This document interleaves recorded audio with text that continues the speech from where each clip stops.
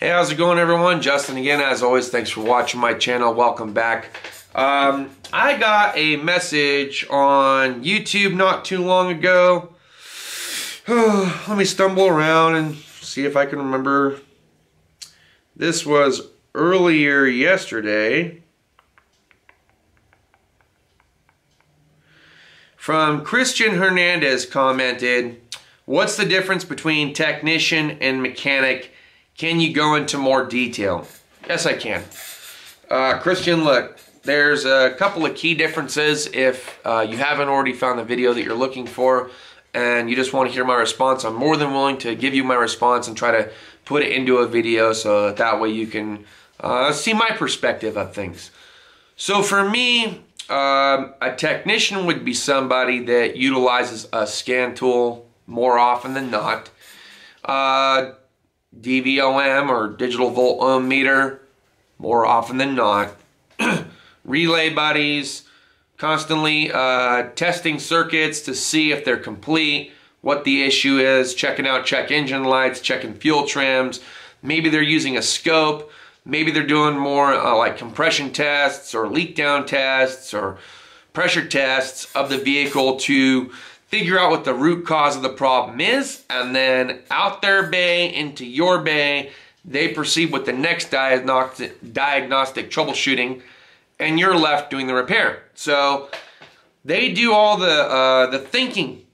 That's the technical standpoint. As a technician, an automotive technician, you're the thinker. You're the guy that does all the thinking, and you try to put the pieces of the puzzle together to figure out why something is not operating as it should be, or what the problem may be, or what was a result of the symptoms. And so you're going through technical service bulletins, you're going through any kind of safety recalls, global recalls, you're looking up similar repairs and certain faults of the manufacturer and dealer, you're troubleshooting codes, you're looking for fuel trims, you're checking out pressures, you're looking for temperatures, you're trying to formulate an unbiased opinion of why the system is not working the way that it should, based off of what limited data you have in front of you.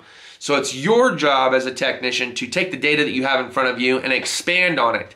And then by expanding on it, you have to limit their search results down to the key component that is actually failed or not working, and why it's not working, whether it's a wiring harness or an actual component itself, or it's a sensor, or it's the cluster, or if it's because, you know, the AC's out of refrigerant, or the condenser's bad, or the radiator's clogged, or the heater core's, you know, clogged, or there's a blend door that's stuck, or there's a mode door that's stuck, or the one-way check valve for the vacuum solenoid's going to a vacuum operated system as far as mode door selection and temp section is blocked and something's trapping it. You have a lot of things to try to troubleshoot to narrow down why the vehicle is acting the way that it is and what's in fact wrong with it. As a mechanic, it's your job to remove and replace that specific component. Now that has a completely different set of skill set. It's not so much different, but it is. So it does take a lot of thinking as far as like being able to stare at whatever it is that you're looking at and say, okay, I can get to this without taking this, this, and this off. And I can get it using these tools. And if you get hung up, you can look at it from a different perspective and be like, okay, I'm hung up because of this specific reason right here. Maybe the wiring harness is in the way. Maybe the refrigerant has to be evacuated so you can remove the AC line so that way it's out of your way. Maybe there's a situation where you don't need to remove the refrigerant at all and you're doing a cylinder head swap so you can move the compressor off to the side, maybe bungee cord it over here so that way you don't have to remove or recover any of the refrigerant, yet you can still get your job done because there's enough flex in the hoses itself to move it in order to remove the cylinder head and get your job done. Whether it has to do with timing, if something jumped timing, then it's your job to make sure that everything is within time, and then set the belt in, move the tensioner as such, pull the grenade pin, locks it in place, spin the engine over, make sure everything's still happy-sappy the way that it should be before going all back together and then firing it up. Some of these jobs can take you, I mean, you can look it up, like on a Lexus, what is it, RX 350. To do 2-cylinder head gaskets on that, the book called for, it was like 16 or 17 hours worth of actual labor, because the engine, transmission, and entire cradle basically had to come out of the car, and then you have to remove the heads that way, plus you have to remove the oil pan, the pickup tube, the this, that, and next thing you know, you're dealing with chains and you're having to mark everything off and make sure everything's set. And then you have to do, you know, on Hondas, you got valve adjustment and valve clearance, and you got to make sure that that's all set and adjusted properly. So from a mechanic standpoint, it's just as difficult to do our job as a mechanic as it is for the technician to do his job as a diagnostician or electrician. So while they're trying to figure out why something failed, how it failed, and what failed in the process, we're trying to figure out how to take it apart and put it back together with just as limited service information as they have. So they only have what they have in front of them. The rest of it is all mental, trying to use their experience, use what they learned in school if they went to school, using scan data, using the codes, using DVOM to try to trace this problem down. Once you have to replace the component, now you have to figure out how it comes apart, how you're going to put it back together. There are various things that you can do to make sure that you don't have to remove and replace certain gaskets. There are certain things you have to know where to seal, how to seal it in order for it to be completely sealed. There are certain torque settings that you have to use in order to make sure that everything's torqued down proper, especially when it comes to cylinder head bolts and things like that. Other things that I've talked to you guys about as far as like going by feel and everything else. Those are simple things that you'll figure out the more and more in the longevity that you do this for. So basically, if I had to break it down in layman's terms, as a mechanic, your focus is the meat and potatoes. The meat and potatoes, that's it.